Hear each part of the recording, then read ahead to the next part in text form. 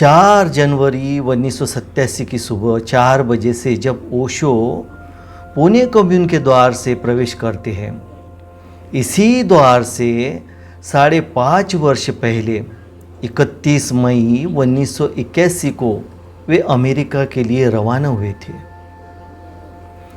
इन विगत 5.5 वर्षों को जब ऐतिहासिक परिप्रेक्ष्य में देखा जाएगा तो पूरा इतिहास विस्मित होगा कि मानव उपक्रमों और घटनाओं के इतने विशाल सागर को समय की इस छोटी सी गागर में भरना कैसे संभव हुआ।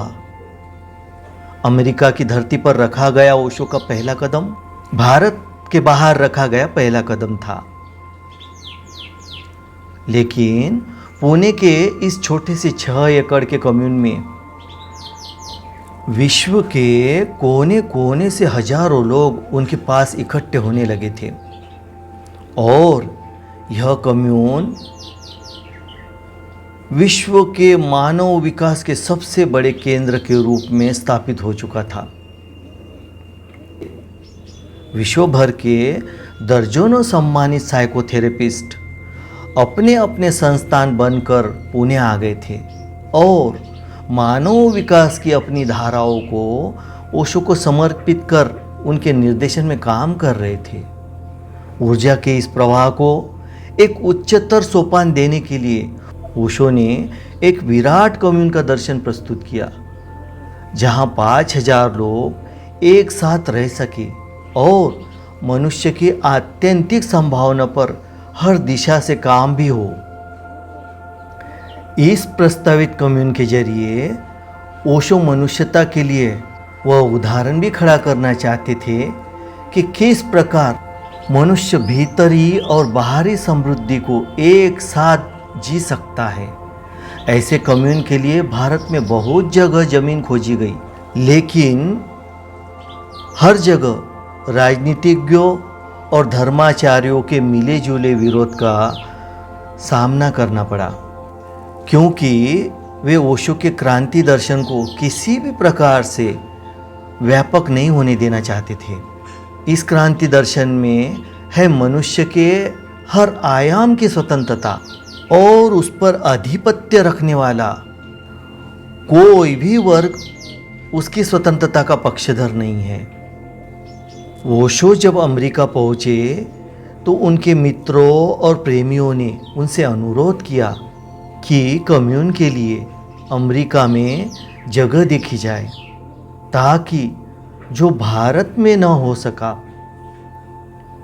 वह अमेरिका में संभव हो सके। उस देश में जो कि लोकतंत्र और अभिव्यक्ति की स्वतंत्रता का पर्याय था, ओशो की सहमति मिल जाने पर जगह की खोज शुरू हुई और जल्दी ही ओरेगन राज्य के रेगिस्तानी इलाके में 126 वर्ग मील की ज़मीन खरीद ली गई। जगह इतनी थी कि एक पूरे शहर का निर्माण हो सके, लेकिन उसके निर्माण के लिए चुनौती वह थी कि वह ज़मीन पूरी तरह से बंजर थी। 80 सालों से वहाँ कोई खेती नहीं हुई थी। वनस्पति के नाम पर मीलों मील में कुछ दर्जन जूनिपर के सूखे पेड़ थे और पानी के नाम पर 2 उथली सी धाराएं। 3 साल के भीतर इस जमीन पर एक लहलहाता हुआ शहर खड़ा था, रजनीशपुरम। 5000 लोगों का यह शहर 2 धाराओं को जोड़कर एक नदी और उस नदी पर बांध बनाकर एक झील पैदा कर चुका था। इस पानी से जमीन को सींचा जा रहा था और 5000 लोगों के अनाज और सब्जियों की जरूरत पूरी हो रही थी। आने जाने के लिए पक्की सड़कें थी, सबके रहने के लिए एयर कंडीशन व्यवस्था थी, अपने बस टर्मिनल थे, एयरपोर्ट था, रेस्टोरेंट थे, डिस्को थे, बुटीक थे, पब्लिक हाउस था। शहर की समूची व्यवस्था के लिए अपनी खुद की नगर पालिका थी, फायर ब्रिगेड थी। वर्ष में एक बार विश्व महोत्सव होता था जिसमें पूरे विश्व से 15,000 लोग इकट्ठे होते थे, जिनके रहने ठहरने की समूची व्यवस्था थी। ओशो कहते हैं, मेरा प्रयास बस इतना है कि कुछ दिए जला दूं, फिर ये दिए दीपमालाएं बनते रहेंगे। रजनीशपुरम में एक मेडिटेशन यूनिवर्सिटी भी प्रारंभ हो गई, जो चेतना पर गहरे काम कर रही थी।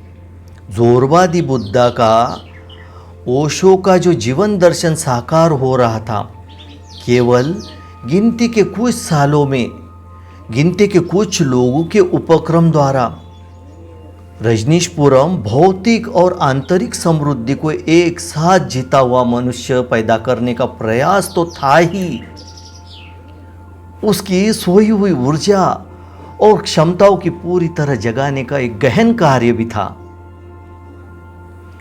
ओशो, जो कि पुणे छोड़ने के 1 महीना पहले यह घोषणा कर चुके थे कि वे अब मौन में ही संवाद करेंगे, 31 अक्टूबर 1984 से दोबारा बोलने लगे।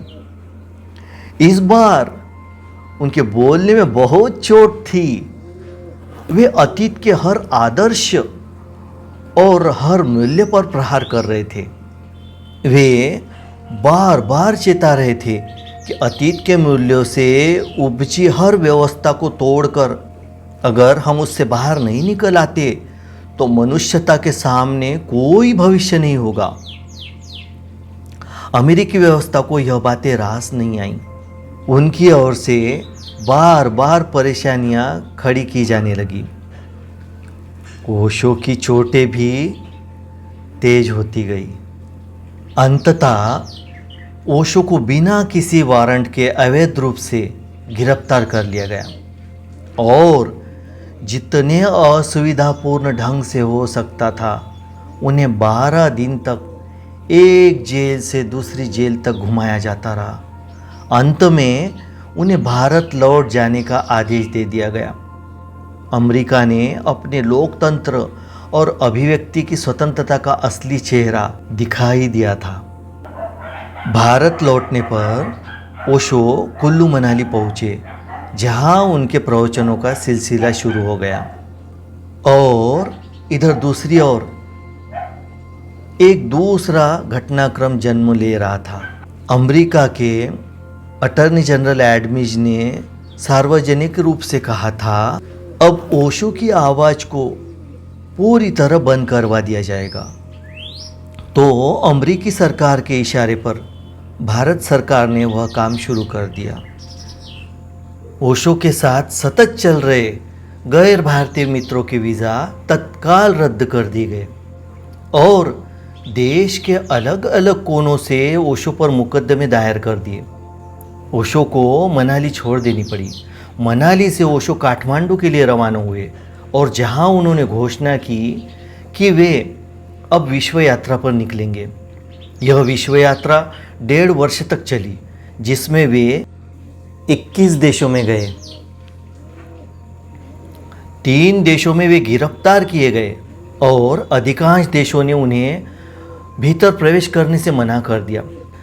कई देशों में तो धर्माचार्यों ने ऐलान कर दिया कि यदि ओशो को वहां पर रहने दिया गया तो वे खून की नदियां बहा देंगे। इस बार पूरे विश्व का असली लोकतांत्रिक चेहरा सामने था। जुलाई 1986 में ओशो भारत लौट आए और मुंबई में रहने लगे। वहाँ पहुँचते ही फिर विश्व भर से लोग उनके पास पहुँचने लगे और ओशो के प्रवचन प्रारंभ हो गए। इधर मित्रों का प्रयास जारी था कि किसी देश में कम्युन बनाने के लिए जगह मिल जाए। ओशो हर प्रयास और हर अनुरोध को बड़े प्रेम से देखते सुनते रहे और अंततः उन्होंने स्पष्ट कर दिया कि अब वे कहीं जाना नहीं चाहेंगे। अब वे एक जगह बैठना चाहते हैं। वहाँ वे अपने कार्य को अब ऐसे रंग दे सके कि उनका कार्य उनकी शारीरिक उपस्थिति पर निर्भर न रहे। सो वह निर्णय लिया गया कि ओशो पुणे कम्यून में वापस लौट आएंगे। पुणे प्रशासन ने यह कह रखा था जब भी ओशो का पुनः आने का कार्यक्रम हो उन्हें सूचित किया जाए। सो उन्हें सूचित कर दिया गया। कार्यक्रम के अनुसार 11 जुलाई 1987 की सुबह 4 बजे चलकर उन्हें सुबह 7 बजे पुणे पहुंच जाना था। ओशो ने अर्धरात्रि को ही कहा कि वे इसी समय पुणे के लिए रवाना होना चाहेंगे। सुबह 6 बजे पुणे की सीमा पर पुलिस तैनात थी कि ओशो को पुणे में प्रवेश न करने दिया जाए, लेकिन ओशो सुबह 4 बजे ही पुणे पहुंच चुके थे।